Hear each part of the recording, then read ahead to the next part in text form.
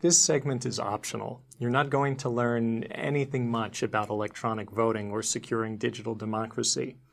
Instead, I'm going to tell the story of what happened to me the next time I tried to go to India in December 2010, when I went to try to give a tutorial to security researchers about ways to improve the security of electronic voting within the Indian context.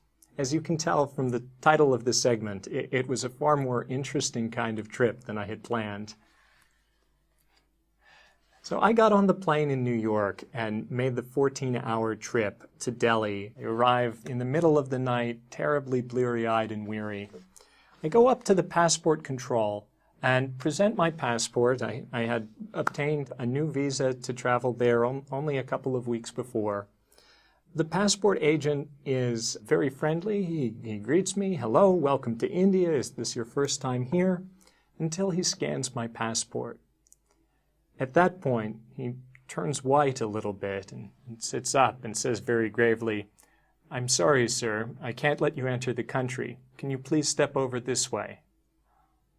Oh gosh, that's a terrible feeling. I have to say, it was a very big shock.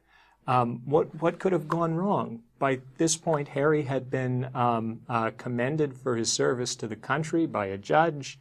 He was actually on very good terms with the Election Commission, which had been instructed by all the political parties to implement basically the fixes that we had been proposing. It seemed like the work we had done had gone a long way towards strengthening the voting system used by almost 1 billion people. Why would they be, again, denying me entry to the country? Well, what we later found out when I got a look in a later pass-through here at the computer screen used by that immigration agent was that his screen was telling him, "Deny entry to India and notify originator." Well, it turned out there was a note in my file from an originator we found out associated with the intelligence agencies. Someone in government, probably about the time that those stories had been in the paper alleging that Harry was part of a foreign conspiracy to destabilize the Indian democracy, had decided to create some trouble. And apparently this was not the kind of blacklisting that keeps the country from giving you a visa. No, they wanted me to show up just in case that originator, that person in the intelligence office, wanted to ask a few questions. Luckily, they didn't seem to want to ask any questions. When I went over there to the side office, they seemed as baffled as I was by the whole affair. They asked him, did anything go wrong on your last trip? Well, no, we had a very successful research project. What they told me I had to do was that they were going to throw me back on the same plane that brought me there, and I had to leave on the same plane the same night. Luckily, I was able to reach Harry, and who this time he was on very good terms with the Election Commission. They were actively seeking his help in fixing the problems. Harry and his friends started to try to reach out to their contacts in government and hopefully find someone who could convince the immigration authorities to let me stay. But it was the middle of the night, and this was going to take some time. In the meantime, I was turned over to workers from the airline who were going to take me back through customs and through security and throw me on the flight. I fly quite a lot and way too much in my job. And one thing that I'm pretty quick at now is clearing security and making flights. But this was one flight I really, really wanted to miss to make sure that Harry and his friends had enough time to make those calls. So as I was being dragged through security, I did everything I could possibly think of to slow down the process. anytime my telephone would ring, I would fall out of line and have a noisy conversation with, oh yes, this is the American Embassy calling back. Yes, I'm being thrown out of the country.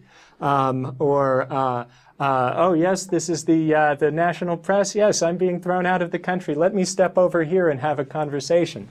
If there were old people in line behind me, I'd give them my place, so I couldn't possibly go before a senior citizen, etc., etc., etc. By the time I got up to the front of the line, I had lost my passport and my boarding pass. They had to x-ray some of my luggage and clothing to find them. I couldn't take off my shoes. At the other end, I couldn't get my shoes back on. Everything I could think of to slow down the process. Later, we came to a second security check where they asked what are the typical security questions at many international airports. Did you pack your bags yourself? No. Did anyone give you anything to take with you? Why, yes. The man did give me a package, and I think it might have been ticking. Oh gosh, I got the most thorough security inspection I've ever had for giving answers like those. They took everything out of every corner of my bags, down to the very bottom. They ransacked my luggage, and at the end it took 10-15 minutes to put everything back in, at which point I pointed out that they had forgotten a little zipper compartment at the bottom. So they had to ransack it again and take everything out. So finally, took maybe an hour and a half to clear all of these things, during which time Harry and his friends had reached out to practically every corner of the Indian government. They had called the Home Ministry, the Interior Ministry, several members of Parliament. We had contacted the American ambassador, 2 members of Congress in the U.S.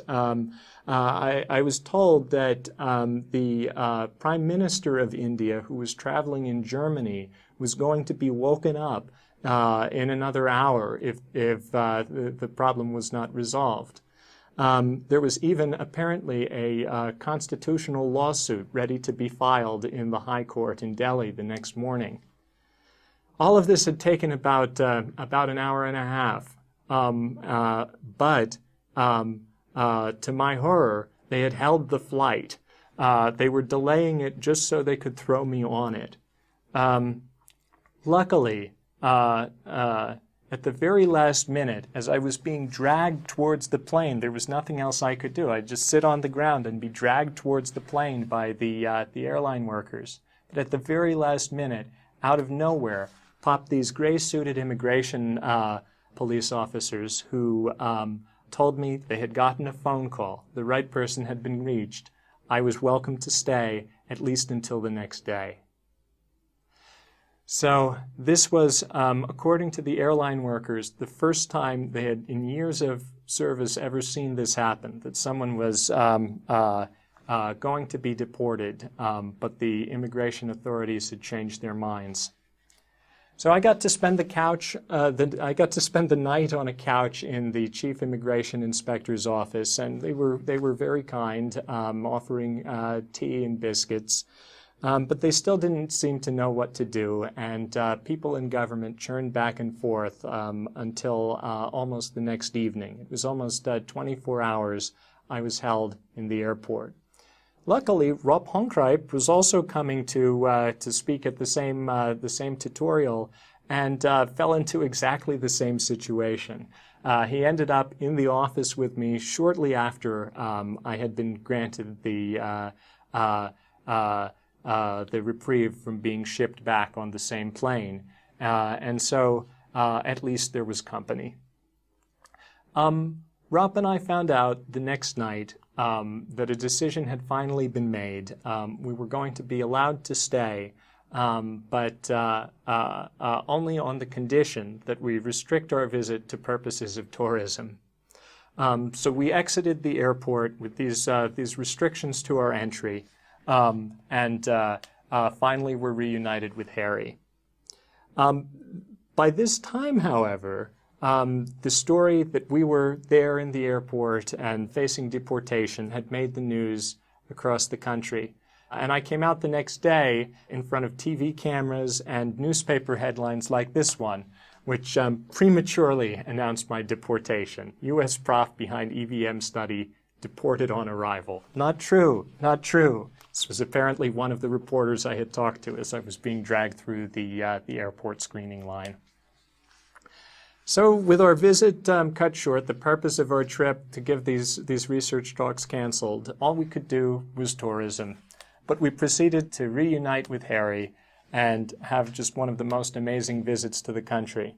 We were followed for a while by some spies who were people tracking our whereabouts. Eventually, they seemed to be satisfied that we were going to be tourists and lost interest.